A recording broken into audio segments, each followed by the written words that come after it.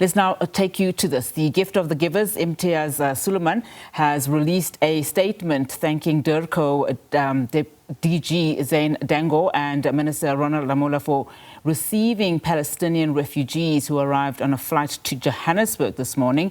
Dr. Sooliman says gift of the Givers, with other civil society partners, will provide humanitarian assistance. Let's now get more details from Dr. Imtiaz Sooliman.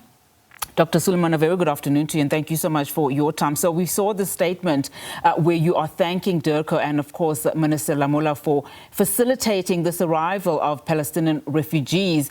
Just speak to us and expand on just the scale of the humanitarian assistance your organization, Gift of the Givers, is providing to these refugees and what their immediate needs are at this stage. Good afternoon. You know, these people have been very traumatized, but there's a back-end story to this. This is not the first plane. This is the second plane. On the 28th of October, a plane arrived in Tambo Airport, and, you know, these people were displaced. They didn't know where to go. They had no contact numbers, no phone numbers. And a person called Nigel Bentley from the church found them and, you know, started putting them together with other civil society organizations, and members of my team got involved. I'm not sure how they found them, where they were displaced. There were 176 of them, and then some of them went back to other countries. The family members of this first group then told us yesterday that their family members are coming on the second plane, and nobody knew about that plane. And it seems from their feedback, Israel is voluntarily removing people from Gaza. You know, this is ethnic cleansing at its best, and taking away their goods, their hygiene packs, their food, sending them onto chartered planes, and government has to investigate how people are coming on chartered planes without stamps. Israel did not stamp their passports, so they're sort of traveling illegally, brought into South Africa, and the second plane came in this morning at 8 o'clock. The border management authority didn't allow them to get off the plane, simply because they were following the rules, that there is no stamp on the passport. And I mean, they were trying to follow rules and not get into trouble for the stamp. I got hold of Zane Dangor. He's in Canada. Of course, he spoke to the minister and other people in DIRCO. I spoke to the Border Management Authority, other people involved in this issue, and it was about the stamp. And of course, now this afternoon, the minister is writing to the Minister of Home Affairs, because that's his policy or his portfolio, to waive the stamp requirement, so these people then could come into the airport and come to the country and seek asylum. What's worrying for me is, why should DIRCO be writing to Home Affairs when Home Affairs themselves could have realized that this is a humanitarian crisis and they could have waived that requirement themselves without waiting for a letter to come from DIRCO? In any case, they're hungry, there's a pregnant woman, there's children, they were caught in that plane for 8 or 10 hours, perspiring, the haze soaked. The plane is in a terrible condition, no proper food, the one toilet or two toilets is not enough, and those people are really distraught, coming from 2 years of genocide. We've provided meals, you know, and it's not only us. Civil society organizations are getting involved. A lot of people have already offered food, clothing, medical support. Our medical teams did see the first team that came a few days ago, and now they are ready to check the second team out. And also, people have offered houses, and lots of people want to get involved. So we're very grateful for South Africans. We're grateful for the government for making this happen, in keeping with our policy of taking Israel to the ICC and to ICJ, and of course getting countries in Bogota to put sanctions against Israel. So we really appreciate the efforts of our government. It's just that the Border Management Authority had to follow the mandate, because these are civil servants. They can't do what they want. They have to follow the law. And the minister should have waived this thing even before the plane landed. Yeah.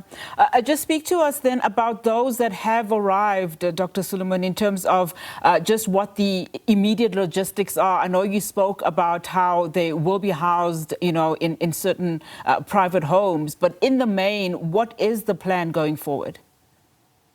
Well, we asked for a holding room at OR Tambo. Most important is to give these people comfort and reassurance that they're safe. I mean, they're sitting on a plane for now probably 10 to 12 hours, 10 hours. And, you know, it's difficult for them. They're not sure where they've come, you know, what the issue is. But fortunately, some of their family members are on the other plane.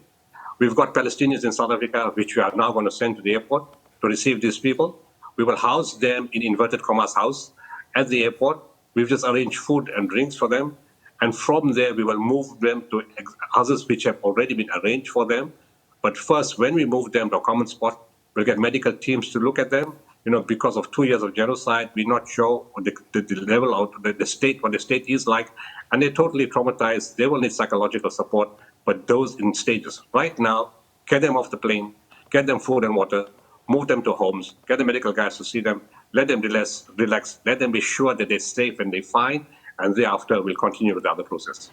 And can you tell us when exactly they will be landing? Because I know you speak of several planes, 2 to be exact, but just the details around the times where the plane will be at OR Tambo International Airport.